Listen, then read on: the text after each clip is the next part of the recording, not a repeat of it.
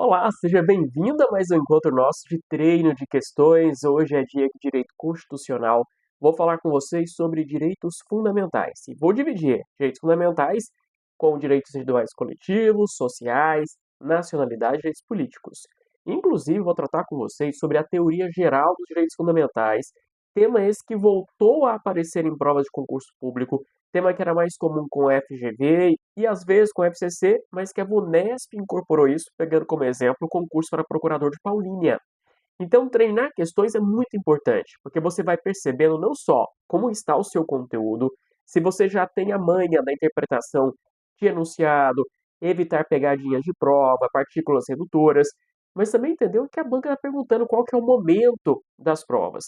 Por isso eu trouxe questões aqui de concursos públicos recentes. E se você tiver alguma dúvida, pode colocar sua mensagem aqui no nosso chat no YouTube ou como comentário, ou pode ir no meu Instagram, no @danlamonier, para poder a gente bater um papo. Lá sempre estou divulgando também questões de jurisprudência, você sabe quanto que isso é importante para as provas de concurso público, também falando de concursos públicos de um cenário geral, além de procuradorias. Tá bom, então vamos começar? Vamos treinar. Então, primeira questão, aliás, só para te avisar, tá? Eu trouxe aqui 9 questões de 3 bancas. Trouxe FGV, FCC e VUNESP. Todas as questões aplicadas em concursos públicos da advocacia pública. Então, pegando provas de procuradores municipais, estaduais e também de advogados de empresas estatais. Vamos lá.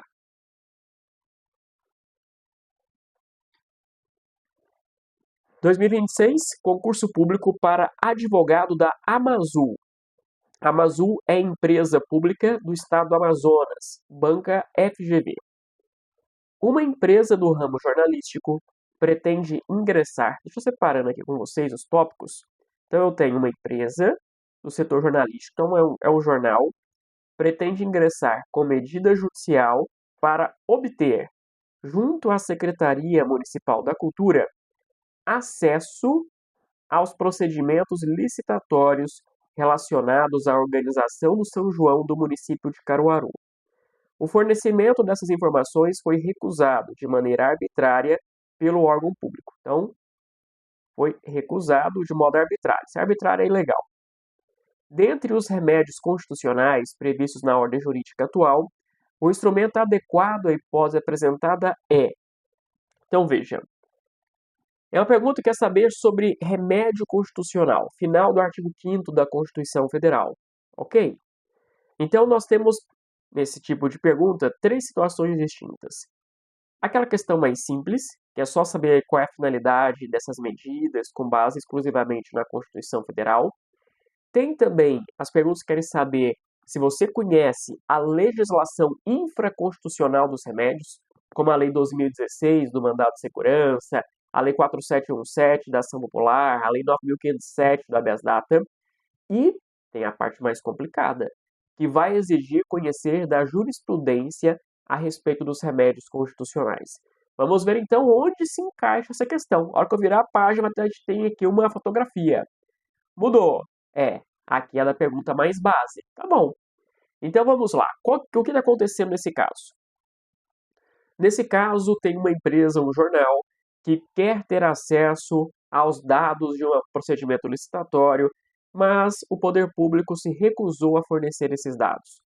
Numa situação como essa, qual remédio cabível? Vamos olhando alternativa por alternativa. Mandado de segurança individual. Bom, não existe mandado de segurança individual pela lei do mandado de segurança ou pela Constituição. Nós temos mandado de segurança e mandado de segurança coletivo.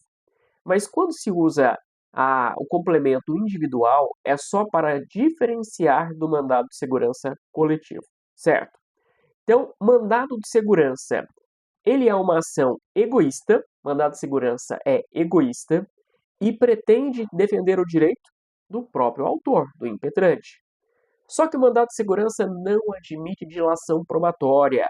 É aquela ação onde, durante o curso, não produz provas. Então, durante a ação, não há oitiva de testemunhas, não há realização de perícia. Ok? Bom, para esse caso, o nosso cliente queria obter informações. Como pessoa, tem esse direito? Tem. Artigo 5º, inciso 33 da Constituição Federal. Todos nós, seja então uma pessoa física, uma pessoa jurídica, todos nós temos o direito de obter informações dos órgãos públicos. E se você vai para a Lei 2.527, pegar ali a partir do artigo 8º, existe uma regra de transparência ativa onde todos os órgãos públicos e instituições públicas, incluindo as empresas estatais, têm o dever de divulgar todos os atos, seus procedimentos licitatórios. Isso de modo ativo, nem precisaria ser demandado. Então, houve violação dessa pessoa jurídica, do jeito dela? Houve. Era caso para mandado de segurança? Era. Era caso para mandado de segurança. Então tá bom. Teria que respeitar o prazo de 20 dias e eu uso o mandado de segurança quando não fosse hipótese de habeas corpus ou habeas data. E aí entra no item B, a pegadinha aqui da prova era tentar confundi-los com o habeas data. Porque o habeas data ele é criado para acesso, retificação ou anotação de informações do autor, do impetrante. Então é para acessar informações personalíssimas.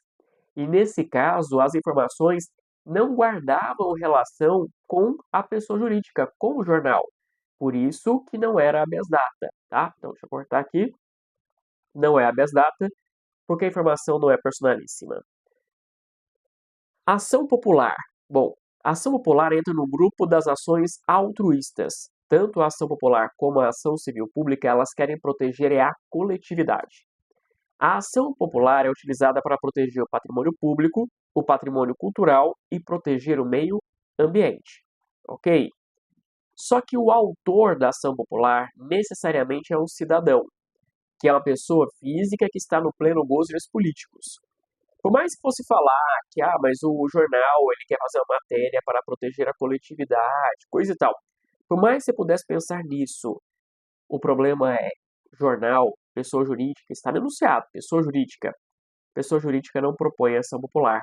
E isso já é firme na jurisprudência do STJ. Então, a ação popular, somente pessoa física, é o cidadão, portanto, pessoa física no pleno gozo de direitos políticos. Mandado de segurança coletivo, também não. O mandado de segurança coletivo é uma ação egoísta, só que só pode impetrar mandado de segurança coletivo partido político, e não é qualquer partido político, é aquele que tenha pelo menos um representante no Congresso Nacional no momento da impetração. Também sindicato, entidade de classe ou associação. Então veja, não é nenhum desses. Eu estou falando de uma pessoa jurídica empresa jornalística. Não é. Fora que esses que eu acabei de falar, como sindicato, vão impetrar mandado de segurança coletivo para proteger direito dos seus substituídos, dos seus representados. Então, não. E, por fim, ação civil pública. A ação civil pública é uma ação altruísta, tal qual é uma ação popular. Também quer proteger o patrimônio público, o patrimônio cultural, quer proteger o meio ambiente, direitos difusos, coletivos, tá? Ok. Só que para propor ação civil pública tem que ser PJ, ou órgão público, mas não é qualquer PJ. Eu estou diante de uma PJ da administração pública direta ou indireta, Ministério Público ou Defensoria Pública, e correndo por fora a associação. E só. Só que o enunciado disse pra gente que era uma empresa do ramo jornalístico. Tá? Então, nesse caso, não tem, tá bom? Não tem legitimidade ativa para se propor ação civil pública. Fora querer defender direito dela. Assim, a alternativa correta era a alternativa A. Confirmando para vocês, alternativa A. Certo? Então deu para a gente sentir um pouquinho, já fez uma revisão sobre esses remédios, uma questão aqui de mais base, mas daqui a pouquinho eu vou trazer outra questão de remédios e essa questão vai exigir mais conteúdo, tá? Então, próxima questão. 2025, concurso para procurador da Assembleia Legislativa do Amazonas, banca FGV. Certo estado da federação fez editar a lei, então nós temos uma lei estadual, XYZ, que instituiu um adicional remuneratório para os servidores integrantes de determinada carreira. Tá bom. Opa, só voltar lá. Servidores de determinada carreira. mediante o preenchimento de requisitos objetivos, tá? Então, preencher os requisitos, que são objetivos, não tem nada que ficar analisando, né, conduta, né, ou mesmo interpretação, vai ter direito a receber. Tá ótimo. Ocorre que tal benefício não foi implementado para Nelson, servidor de, servidor de tal carreira, que preenche todos os requisitos, de modo que ele efetuou o respectivo requerimento administrativo. Que foi, veja, ele fez o requerimento administrativo, foi negado há 6 meses, bem como o pedido de reconsideração. Igualmente indeferido faz exatamente 1 mês. Ok. Então, o requerimento administrativo foi negado há 6 e o pedido de reconsideração foi deferido há 1 mês. Considerando que Nelson almeja impetrar mandado de segurança, então, ó, o que ele quer? Mandado de segurança, para assegurar o direito líquido e certo de perceber a aludida verba remuneratória. Assinale a alternativa correta. Então, é de novo uma questão falando sobre remédio constitucional, só que agora é um específico, é mandado de segurança. Como é só um, aqui é certeza que a banca vai te jogar para a Lei 12.016 e vai te jogar para a jurisprudência também, no caso como esse, porque vai criar um conteúdo mais detalhado, não é mais só a superfície como foi a questão anterior. Vamos às alternativas. Alternativa A.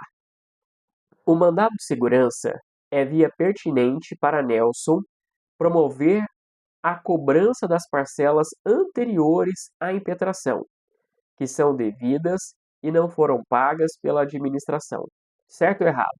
Errado. A Lei 12.016 diz que o mandado de segurança pode sim resultar na obrigação de pagar alguma coisa, mas só a partir da impetração do mandado de segurança.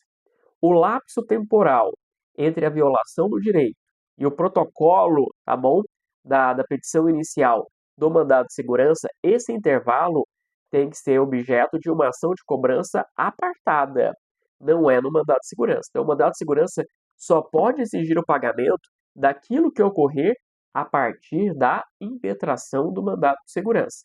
Isso está na Lei 12.016. Ok. B. Nelson somente. Somente a parcela partícula redutora. Deixa eu marcar aqui. Somente pode impetrar mandado de segurança após o esgotamento da via administrativa, mediante a interposição do pertinente recurso hierárquico sem efeito suspensivo. E aí? Só pode ingressar com mandado de segurança depois de esgotado, né, o processo administrativo? Errado. E fala, mediante a interposição do pertinente recurso hierárquico sem efeito suspensivo. Não. O que acontece é, se tivesse a oportunidade de interpor um recurso administrativo com efeito suspensivo, iria paralisar o processo do ponto de vista da dor daquele indivíduo, que suspende o ato. Mas isso quando estou diante de alguma decisão ilegal. Então, suspende o processo, suspende a dor daquela vítima, e aí, por isso, ainda não se pode impetrar mandado de segurança. Mas aqui vai entrar numa situação distinta. Primeiro, está falando que o recurso nem teria efeito suspensivo, então nem teria que me preocupar. Se o recurso administrativo não tem efeito suspensivo, não impede o uso do mandado de segurança. Primeira coisa. Agora, está lá no artigo 5º da Lei do Mandado de Segurança. Mas, segundo o STJ, se o recurso tem efeito suspensivo, mas é de uma omissão, portanto, não vai mudar a realidade, porque na omissão eu espero que a administração faça alguma coisa e ela não fez, como nesse caso, né, do pagamento do adicional, da gratificação. Então, o fato de suspender vai mudar o que na vida do impetrante? Não muda nada. Por isso, nem há que se pensar sobre o assunto, certo? Então, a existência da possibilidade de uso de um recurso administrativo por si não atrapalha o mandado de segurança. Agora, se fosse um recurso com efeito suspensivo Então, que impediria o dano por um ato coator, por um ato ilegal, uma conduta comissiva, aí tem que esperar, é uma restrição momentânea do uso do mandado de segurança. Mas não se encaixava esse caso. Aqui ele somente deixou a alternativa errada. C.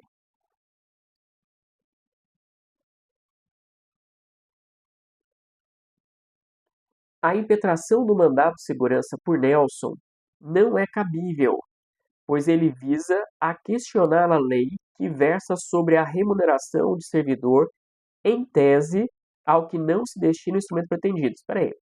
A impetração do mandado de segurança por Nelson não é cabível, pois ele, o mandado de segurança, visa questionar a lei que versa sobre... Não, ele não quer questionar a lei, ele quer que seja aplicada a lei. Então, não tem problema.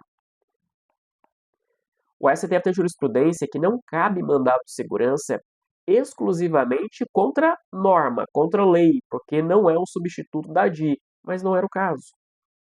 D. Operou-se a decadência para a impetração do mandado de segurança pretendida por Nelson, considerando que o pedido de reconsideração não suspende nem interrompe o respectivo prazo. Certo? Tá bom. Então, o que acontece?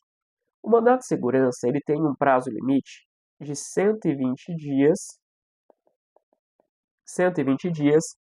a contar da ciência do ato coator. 120 dias. Se eu voltar aqui, quando que aconteceu? Veja só. Então, o Nelson fez o pedido administrativo e ele foi negado há 6 meses. Tem 180. Então, se for por esse lado, realmente acabou o prazo. Bem como o pedido de reconsideração. Aí, do pedido de reconsideração, ele aconteceu há um mês. Você fala, tem um mês, ok, tem 30 dias, eu poderia usar o mandado de segurança. Qual é o problema, Daniel? O problema é, pedido de reconsideração, ele interrompe ou suspende a contagem do prazo prescricional? Segundo o STJ, não. Pedido de reconsideração não atrapalha a contagem do prazo. Então, a partir daquela decisão do requerimento, que contou, né, já tem 6 meses, ali se iniciou o prazo de 120 dias para a impetração do mandado de segurança. Pedido de reconsideração, ele não altera a contagem do prazo para a impetração do mandado de segurança. Então, a alternativa D, ela está certa. Já houve decadência. E revela-se pertinente a impetração do mandado de segurança por Nelson, considerando que a única restrição para a sua concessão diz respeito às decisões transitadas em julgado. Não, o artigo 5º ele fala, olha, se houve trânsito em julgado, não cabe MS. Mas se couber a interposição de recurso com efeito específico, também não cabe, não é? E ainda tinha o problema da decadência. Então, a alternativa é errada. E aí, só para você lembrar, cuidado com a partícula redutora, a única. Assim, a alternativa correta é a alternativa D de dado. Próxima questão. Também da prova de procurador da Assembleia Legislativa do Amazonas, João figura como beneficiário em potencial de um direito fundamental de primeira dimensão. Primeira dimensão é a liberdade. Artigo 5º. Prevista em norma constitucional de eficácia contida. Então, ele está no artigo que fala, para gozar desse direito tem que ter regulamentação? Não, isso é limitado. A contida é, pode usar desse direito, mas se houver uma lei futura que restrinja o gozo do direito, está tudo bem. Então, uma lei no futuro pode restringir o gozo. Pelas características desse direito, ele é potencialmente colidente, em certas situações concretas, com outros direitos de estatura constitucional situados da mesma dimensão, o que não raro conduz a compressões dos direitos colidentes. Tá bom. Então, essa é uma questão típica sobre teoria geral dos direitos fundamentais, que é a colisão dos direitos fundamentais. Então, aqui o enunciado é vago, mas geralmente é assim, seja na FGV, seja na FCC, o NEF tem ficado um pouquinho mais prática, tá? Mas é uma questão genérica. Existe um direito fundamental, esse direito fundamental no artigo 5º entra em colisão com outro direito fundamental. Exemplos típicos seria sobre liberdade de expressão, liberdade profissional, com o direito à intimidade.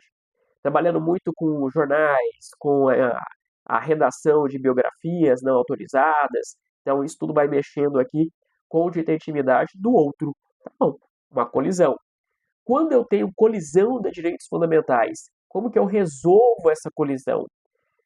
Ah, Daniel, isso daí quer dizer então que tem direito mais importante que o outro? Pela interpretação dos diferentes, né, professores de direito constitucional, da nossa doutrina e na jurisprudência, eu não tenho uma escala de importância quando eles estão todos dentro do mesmo parâmetro, ou seja, a mesma estrutura constitucional. Bom, tá bom. A não ser quando a própria norma pode. Por exemplo, no direito à intimidade, eu quero protegê-lo. Mas fala, olha, a casa é asilo inviolável, mas poderá alguém entrar sem o consentimento do morador em tal situação. Então, a própria lei já está dizendo quanto que eu vou relativizar o direito à intimidade. Mas e quando a lei não traz isso? Quando a lei não traz isso, eu vou precisar que o judiciário faça a análise do caso concreto e vai olhar na colisão desses direitos, qual que é o direito mais importante? Né? Qual que vai ser aplicado para aquele caso em concreto e qual que vai ser relativizado? Mas veja, quando a solução está na própria norma, é a chamada teoria interna, interna da norma. Agora, quando eu preciso que o judiciário de fora analise para interpretar qual é o direito que vai sobrepor para aquele caso concreto, nesse caso eu tenho uma teoria externa, que é alguém de fora que vai fazer a interpretação, certo? Interna é a própria norma que vai escalonar, e a externa é quando eu preciso que o judiciário analise o caso concreto e interprete como vai se resolver. Então vamos lá. Item A. A situação descreve a adoção da teoria externa. Sim, se a lei não trouxe a solução, é a teoria externa que vai resolver. B. O direito do qual João é beneficiário, em potencial, não se ajusta à concepção do direito prima facie. Por que não? Por que não, não é? Ele tem o direito. C. O direito do qual João é beneficiário em potencial se distancia da concepção de cedência recíproca. Não. D. O referido conflito será resolvido no plano da validade. Não, a norma é válida. Isso eu não estou discutindo. Porque na validade seria não. Tem um vício no processo legislativo, tem um vício na edição da norma. Não, não tem nada disso. E. O direito do qual João é beneficiário em potencial, em razão de sua estatura constitucional, não pode sofrer restrições impostas pela legislação infraconstitucional. O enunciado disse que a eficácia é contida. Isso acontece com a liberdade profissional. Fala, ó, a lei pode exigir requisitos. Aí vem a lei e fala, para ser médico tem que ter diploma, né, tem que ser bacharel em medicina, tem que estar inscrito no conselho profissional. Então pode sim ter lei a restringir o gozo de direito, né, fundamental previsto na Constituição. Então a alternativa correta é a alternativa A. Tá na moda falar sobre teoria interna e teoria externa, então fique atento. 2025, procurador Paulinho é VUNESP. E aqui já é a cara da nova VUNESP. Daquelas questões de enunciados gigantes. Olha só. A Associação de Servidores Públicos, vamos marcando.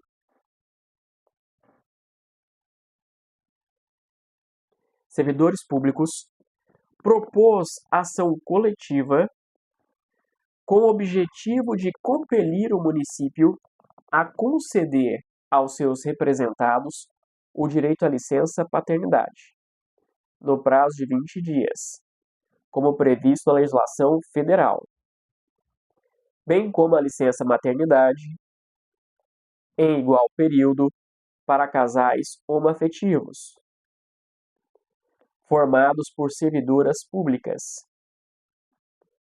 Argumenta a entidade que a lei municipal em vigor, responsável por conceder apenas, então a lei municipal em vigor, conceder apenas 5 dias de licença paternidade, ofende o princípio da dignidade da pessoa humana e da isonomia. Argumentos também aplicáveis para a interpretação dada pela administração municipal à concessão de licença maternidade a apenas uma das agentes públicas no cenário apresentado. Com base na situação hipotética e na jurisprudência do Supremo, O procurador do município responsável pela elaboração da peça de defesa deve argumentar corretamente que tem uma questão envolvendo direitos sociais, né, sobre a licença maternidade, licença paternidade dos servidores. É caso de julgamento recente do Supremo, e aí aquele cuidado. Prova de concurso público, você vai olhar, em regra, o último 1 ano e meio antes do edital. Isso de informativos do Supremo e dos tribunais superiores. 1 ano e meio antes. Claro, tem jurisprudência clássica e pode cair a qualquer tempo. Mas quando eu estou olhando, aqui não é da clássica, tá? Então são casos mais recentes, 1 ano e meio é o que a prova vai cobrar. Se você faz questão muito antiga, cobrando jurisprudência essas ordinárias, não as espetaculares, então tem chance daquilo não cair na sua prova. Por isso tem que tomar um cuidado com o recorte temporal. E aí? O que o Supremo julgou nesse caso? Você lembra? Vou te mostrar aqui as questões para não entregar, né, o resultado antes. Então vamos lá. Os entes federativos possuem competência para fixar os dias de licença paternidade, verdade? Sim, o Supremo disse que tanto os municípios como os estados, não é, eles possuem autonomia para definir qual é o prazo da licença paternidade, desde que não inferiores a 5. É verdade, porque a Constituição Federal trata dessa forma. Então só não pode ser inferior a 5. Perfeito? B. A licença maternidade, de fato, deve ser concedida em igual extensão às agentes públicas que compõem casais não afetivos. Errado. Se eu tenho um casal de mulheres, tá, e elas têm um bebê, uma vai gozar do prazo da licença maternidade e a outra goza do prazo da licença paternidade. C. De fato, o STF reconhece o direito de agentes públicos gozar de licença paternidade, ok, nos mesmos moldes em que os agentes federais. Não, não. O Supremo não igualou servidor municipal com federal. É autonomia federativa, você tem que respeitar aqui a base de 5 dias. D. O município não possui competência para legislar sobre o assunto. Errado, tem sim. É autonomia administrativa. E. No caso de uniões homoafetivas formadas por servidoras públicas, a licença maternidade deve ser concedida de fato exclusivamente a uma delas, verdade? Gozando a outra licença equivalente à licença paternidade, verdade. Só que cravou o prazo de 20 dias. No âmbito federal, ok, mas aqui é município. Então, no município, eu não posso falar que é de 20 dias. Se a lei fala que é 5, ok, não poderia ser menor do que 5. Então, esse finalzinho tornou a alternativa errada. Assim, a alternativa correta era a alternativa A, certo? Mas cobrando conhecimento, né, de um julgado recente do Supremo Tribunal Federal.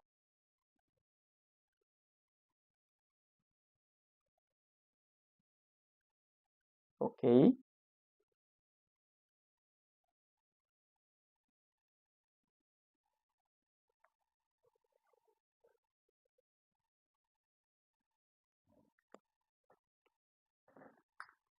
Próxima questão.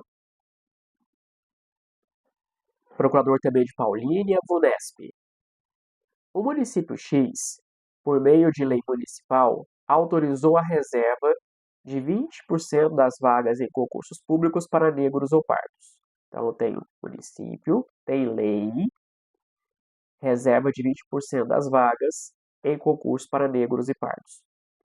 De acordo com a norma, a administração pública deve reservar vagas com base na autodeclaração prestadas pelo candidato a ser prestada com base em critérios fenótipos ou genótipos. Tem um ou aqui, ó.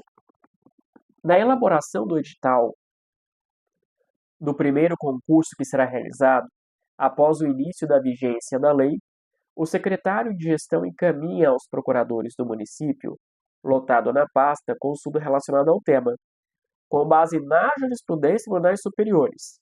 Os procuradores poderão apontar corretamente que. Então vamos lá, vou falar sobre cotas em concurso público. E tem o candidato autodeclarado negro ou pardo de maneira indevida pode ser excluído do certame de ampla concorrência, certo ou errado? Errado, cuidado. ele será excluído da lista especial, da lista para candidatos negros. Quando isso acontece, ele passa a competir na lista geral, da ampla concorrência. Então, ele só não merece ficar na lista para negros, vai para a ampla concorrência. E aqui está dizendo que ele seria excluído da ampla concorrência, então não faz sentido. B. De acordo com o STJ, as cotas devem ser baseadas no fenótipo dos candidatos e não apenas no genótipo. Então, fenótipo, feição. Já o genótipo, não é? Estou falando aqui do DNA. E aí, certo ou errado? Cara, faz sentido. Faz sentido. Então, para o STJ, tem que tomar um cuidado muito com o fenótipo, não só do genótipo. Porque se a pessoa já não tem mais traços hoje, né, de ser negro, será que ela ainda hoje é vítima dessa discriminação? Então, falou, ó, não vai só no genótipo, tá? Tem que observar também o genótipo. Ok, mas segura aí. C. Não pode ser admitida a criação de comissão para realizar a heteroidentificação. Não pode ser criada a comissão, tem que ser criada a comissão. Tá errado. Por não ser possível fixar, com base em critérios objetivos, as características capazes de enquadrar corretamente os candidatos nas vagas reservadas a negros ou pardos. Errado, errado. Certo? Hoje a gente tem comissão e tem critério objetivo. D. Caso seja prevista comissão de heteroidentificação no edital, aliás, todas, né, inclusive de Paulinha tinha, as suas decisões não estarão sujeitas ao controle judicial, pois, de acordo com o STF, não cabe ao Poder Judiciário avaliar o mérito de atos administrativos praticados em avaliações de concursos públicos. Errada também. O que acontece aqui? Sim, quando a gente fala de concurso público, o Poder Judiciário não entra no mérito de uma questão de prova, mas você já ouviu falar que o Poder Judiciário olha quando o edital é descumprido, não é? É. Nessa questão sobre reserva de vagas para a população negra, sim, há judicialização. E quando isso acontece, o Poder Judiciário vai olhar. Tinha critério objetivo na avaliação? Ou simplesmente falou, não, eu acho que não é negro e já tira o candidato de cotas? Pode ser? Não. Tem que ter critério objetivo de avaliação. Era igual aquela história do exame psicotécnico em concurso público. Se não, no edital já não traz os critérios objetivos e não traz a possibilidade de recurso, isso viola o contraditório e a ampla defesa. Então, aquela mesma ideia do exame psicotécnico virou súmula vinculante, aí a gente traz para a questão das cotas, traz aqui para a questão da heteroidentificação. Ok. Eu mesmo, Daniel, já tive cliente que foi, né, candidato de concurso público. Ele se inscreveu, estava numa febre de TRTs, ele fazendo concurso para analista de TRT, com a mesma banca, FCC. E um dos concursos falou, ok, é negro. No outro concurso, também é FCC, não, você não é negro. E aí o ponto é, mas cadê o critério objetivo? Como é que de um lado, seguir o critério objetivo é negro e no outro não é negro?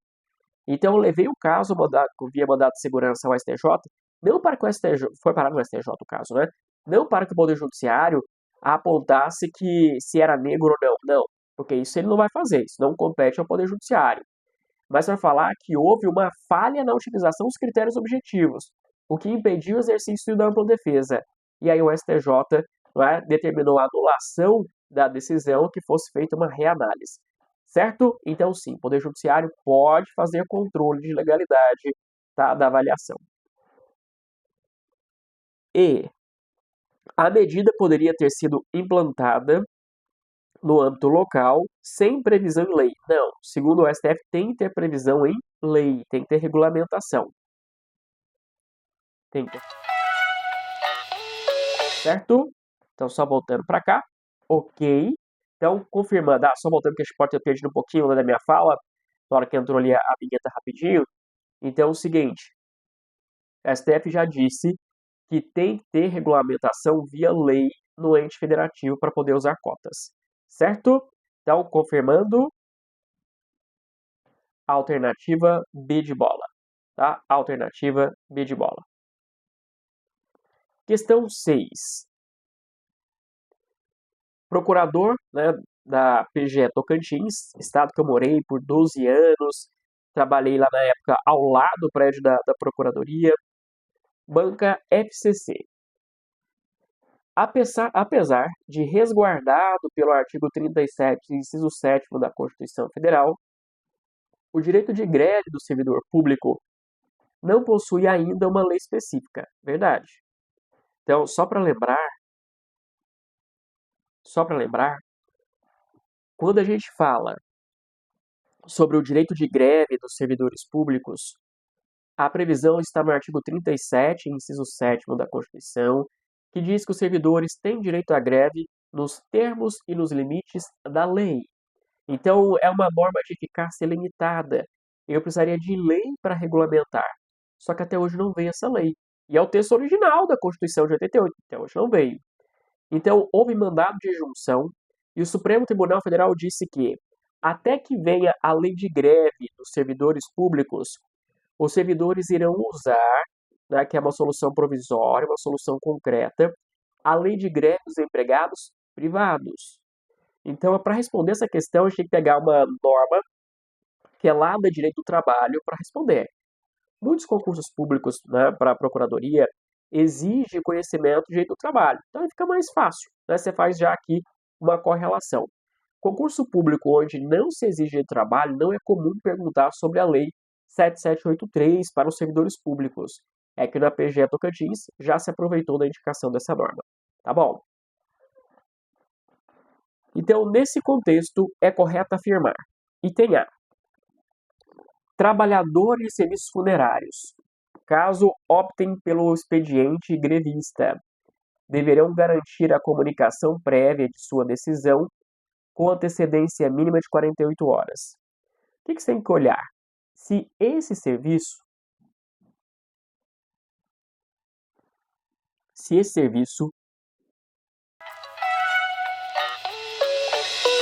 voltando de cá, tá danado esse computador, na hora que mexe aqui, às vezes na apresentação, ele joga aquela vinheta em cima, mas deu pra gente ver rapidinho. Então, voltando. Você tem que olhar se esse serviço é essencial.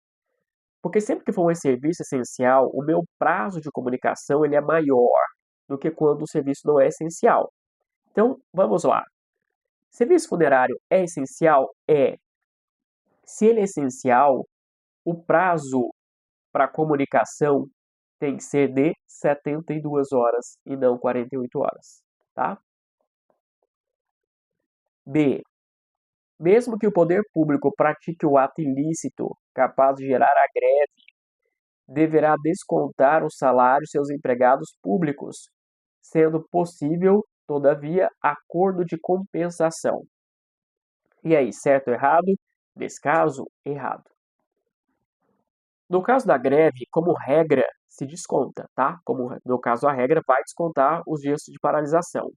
Salvo se a greve ela é oriunda de uma conduta ilícita praticada pelo poder público. Se a conduta é ilícita e foi ela que acabou provocando a greve, imagina, conduta ilícita, deixou de pagar os servidores públicos sem justificativa, já tem 2 meses. Então aí você forçou a greve, a conduta é ilícita. Ilícita não se desconta. Isso é jurisprudência do Supremo Tribunal Federal. C. Se os trabalhadores que laboram na captação e tratamento de água se ativarem em greve, deverão comunicar a decisão da paralisação aos empregadores e os usuários com 48 horas de antecedência. É a mesma coisa do A, tá? Errado. Captação e tratamento de água significa serviço essencial. Portanto, o prazo mínimo é de 72 horas. D. Em caso de greve de empregados públicos, atualmente é competente para julgar eventual dissídio coletivo de greve à Justiça do Trabalho. Cuidado. Se eu estou falando aqui de servidores da administração pública, nesse caso, tá? Isso pode acontecer até com o empregado da administração pública, como de uma autarquia, a competência da justiça comum. Comum. Ok. A alternativa é: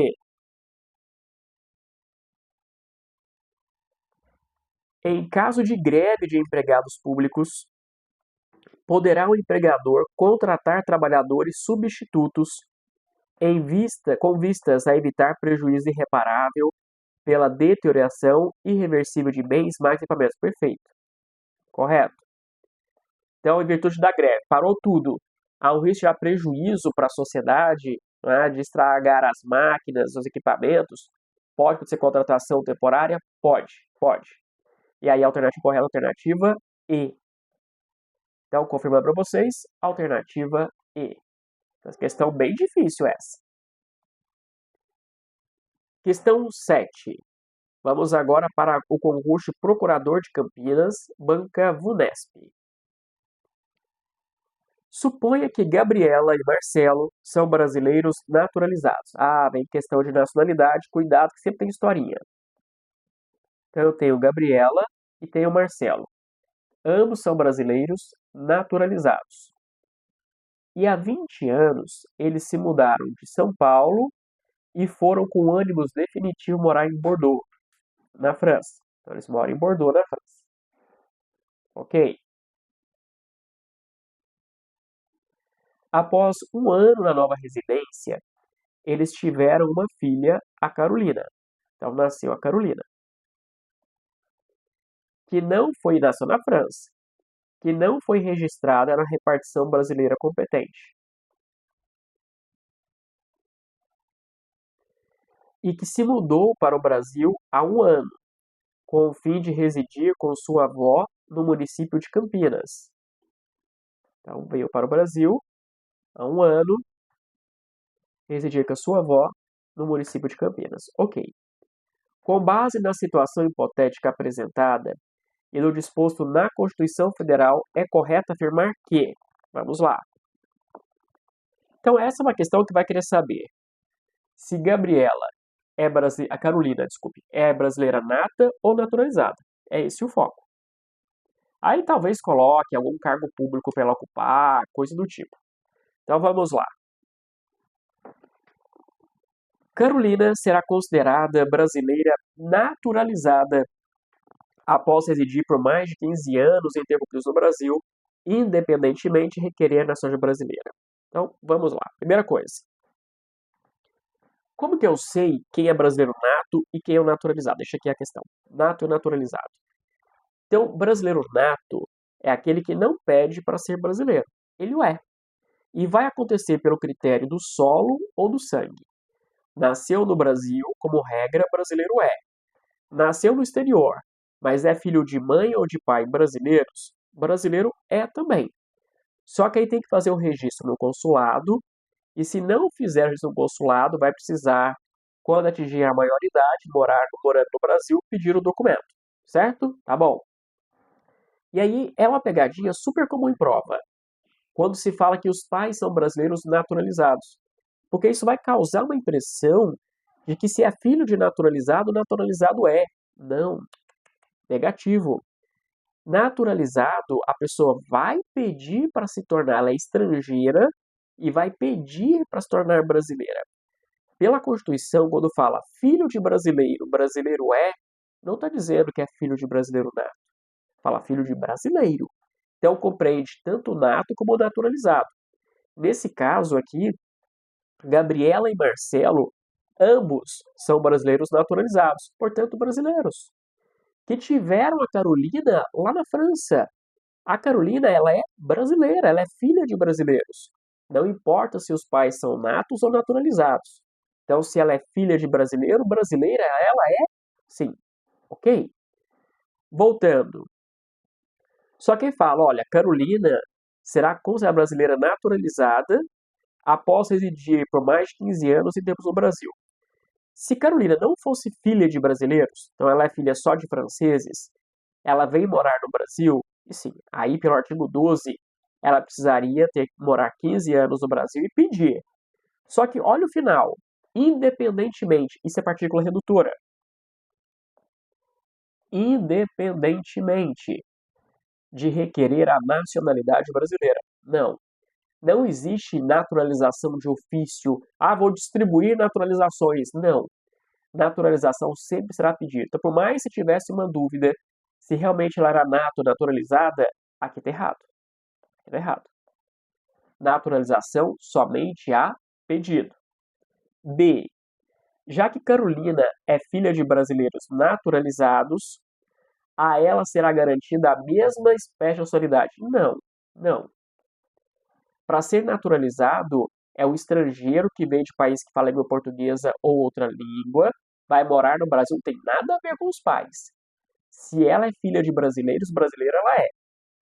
Aí depois fala ainda, não podendo concorrer ao cargo de prefeita de Campinas após completar 21 anos. Aqui tem outro erro. Porque se ela fosse naturalizada, como vinha falando, e ela já tiver 21 anos, sim, ela pode ser candidata a prefeita. Na verdade, 21 anos é só para posse, né? Então ela poderia ser tranquilamente. Tá? Prefeito pode ser naturalizado. C. Como Gabriela e Marcelo deixaram o Brasil há mais de 15 anos com ânimos definitivo, Carolina apenas partícula redutora, apenas será considerada brasileira naturalizada, piorou, não é?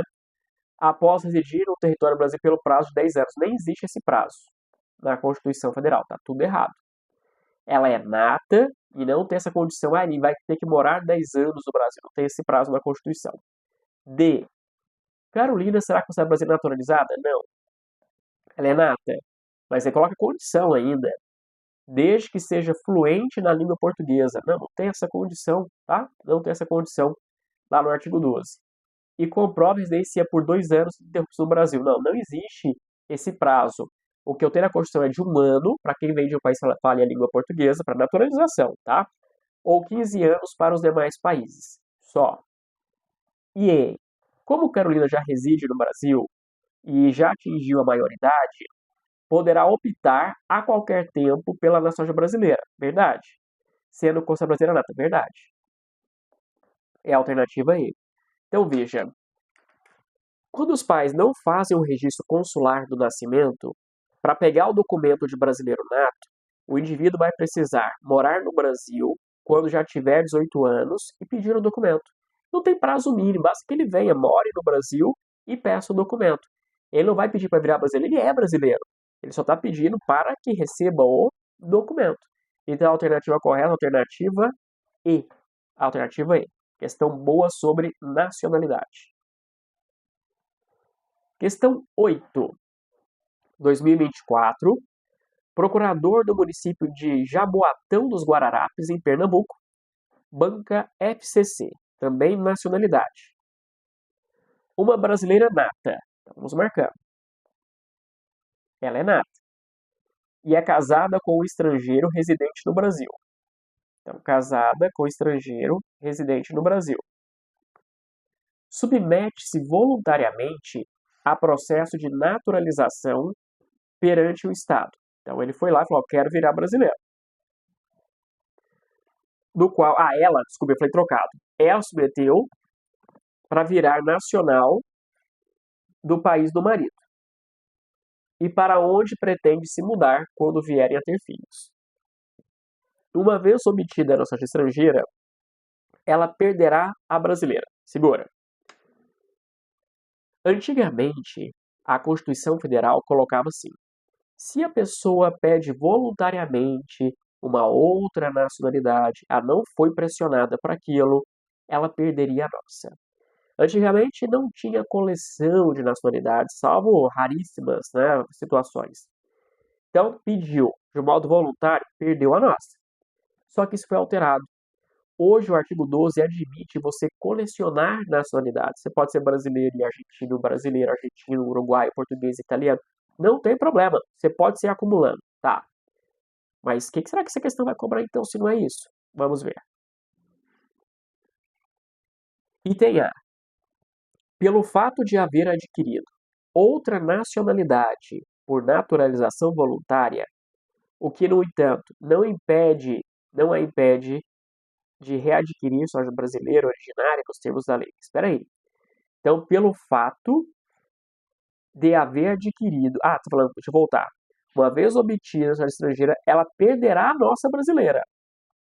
Pelo fato de haver adquirido ou não. Errado. Pode adquirir outra que não vai perder a brasileira, não. Aí continua. não a impede de readquirir a sua nacionalidade brasileira originária nos termos da lei. Não, isso não existe, não é? Nessa situação. E os filhos que vierem a ter no exterior, acaso ela tenha readquirido a nacionalidade brasileira, serão considerados brasileiros natos. Sim, se é filho de brasileiro, é nato. Mas aí a condição: se vierem residir no Brasil e optarem em qualquer tempo depois de atingir a maioridade pela nacionalidade. Não.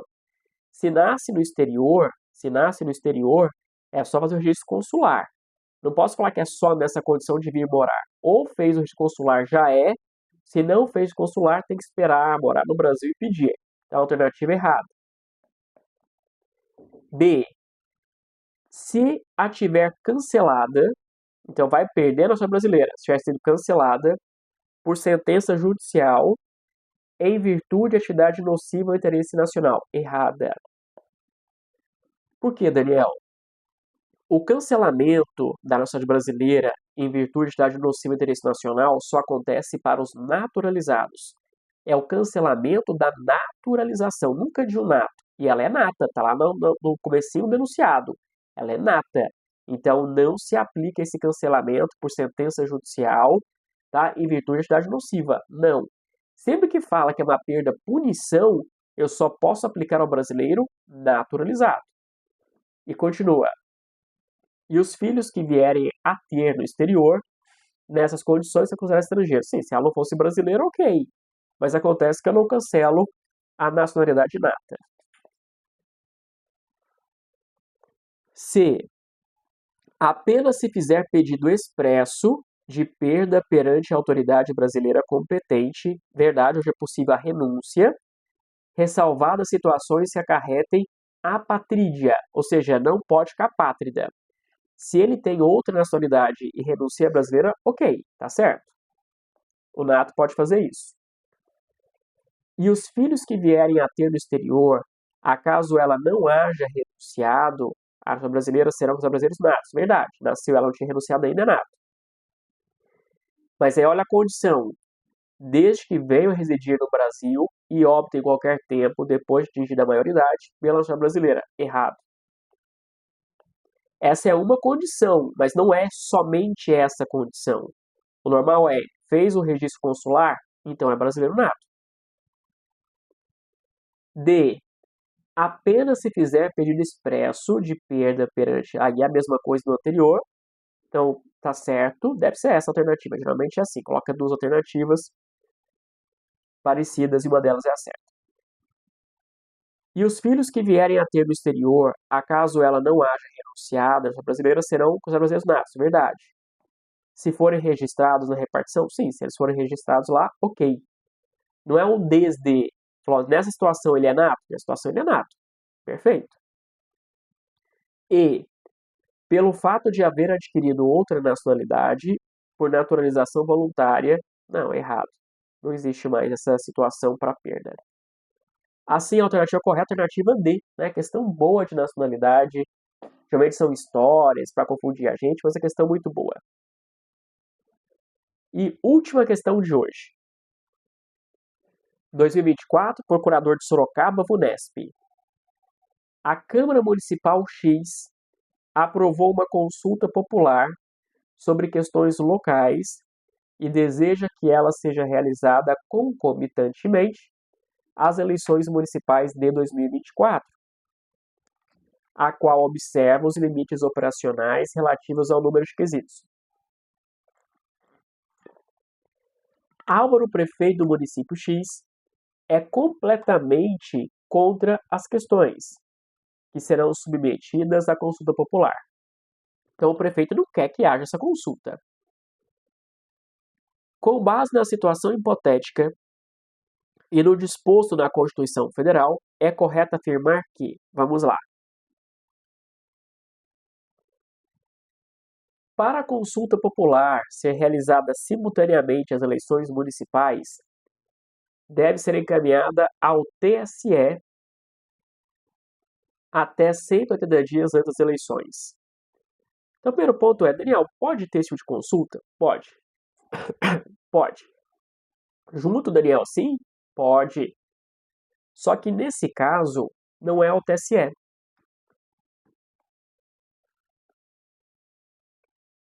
não é ao TSE.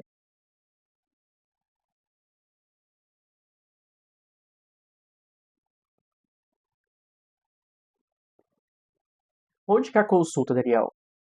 Vai ser o seu eleitoral, mas local. Então, errado. E depois o prazo? É até 70? Não, o prazo é muito menor que 180. Ok. B. Não mais se admite a realização de consulta popular,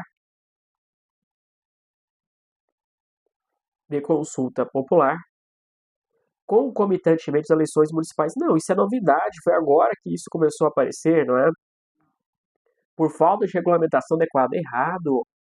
Inclusive, na eleição de 2024, nós tivemos consultas em vários municípios do Brasil. Em vários. Um deles vocês têm acompanhado, aconteceu em Belo Horizonte. Era eleição para prefeito, para vereador, e a população também votava se concordava ou não com a alteração da bandeira de Belo Horizonte. Tá bom? Ah, Daniel, mas qual que é o prazo? Fala em cima, não é 180, é quanto? É 90, tá? Até 90 dias. É a Câmara dos Vereadores que envia à Justiça Eleitoral para poder preparar a urna eletrônica. C. As manifestações contrárias de Álvaro às questões submetidas à consulta popular ocorrerão durante a campanha, sem a utilização de propaganda gratuita no rádio e na TV. Então, a gente pode ter manifestação tanto contrária quanto a favor ao que vai ser consultado? Sim. E vai ser durante o período de campanha eleitoral? Sim. Mas não pode usar propaganda gratuita no rádio e na TV. Perfeito. É o artigo 14, parágrafo 13. D. Para a consulta popular ser realizada simultaneamente às eleições, deve ser encaminhada à Justiça Eleitoral. Perfeito. Até 30 dias, não. 30 dias não dá tempo de preparar a urna eletrônica, distribuir, testar, não é? É até 90 dias. E Álvaro poderá se manifestar contrariamente às questões submetidas à consulta popular, desde que antes da campanha política. Não, é durante a campanha eleitoral. Então, a alternativa errada. Assim, a alternativa correta era a alternativa C de casa. Lá confirmando para vocês, a alternativa C. Ok? Então, deu para a gente perceber por aqui que nós temos questões mais aprofundadas e questões mais diretas. Mas há uma evolução das bancas nos concursos de procuradorias, cobrando na teoria geral dos direitos fundamentais, é raro em constitucional. Constitucional, teoria geral, é só, né, para direitos fundamentais, e depois também vai cobrar lá em controle de constitucionalidade. De resto, a gente não trabalha muito com teoria geral. Mas, quando a gente fala de jurisprudência, cada vez mais. Então, atenção para a jurisprudência na sua prova, porque ela vai ser cobrada. Cuidado com esse 1 ano e meio antes do edital, porque é um período fatal para a banca cobrar. E todos os enunciados crescendo cada vez mais, que te demanda mais energia, mais foco, mais concentração para fazer a prova. E mais treino para poder conseguir responder em alta velocidade. Porque às vezes você fala, não, eu consigo responder, mas se é devagar, alguma coisa vai ficar de fora. Então tem que treinar para você melhorar o seu desempenho, mas dá certo, tá? Dá certo. Sempre que possível, treine, estude, treine. Ah, Daniel, eu estou agora fazendo uma viagem e tal, estou no ônibus, né? Abre ali o aplicativo e vai treinar. Daniel, eu tô aqui esperando ser atendido no médico. Pega ali, dá uma treinada no aplicativo, porque treino vai te levar a perceber como que a banca cobra, vai consolidar o seu conhecimento e você vai chegar muito mais preparado na prova para arrasar nas provas, certo? Qualquer dúvida você me chama, a gente vai junto na caminhada com o nosso timaço de professores do meu curso, vendo você evoluir cada vez mais. Porque você ocupar o cargo público de procurador, aqui ó, questão de tempo, persista, foco, concentração, porque concurso é até passar. Um grande beijo, até mais. Fique com Deus. Tchau, tchau.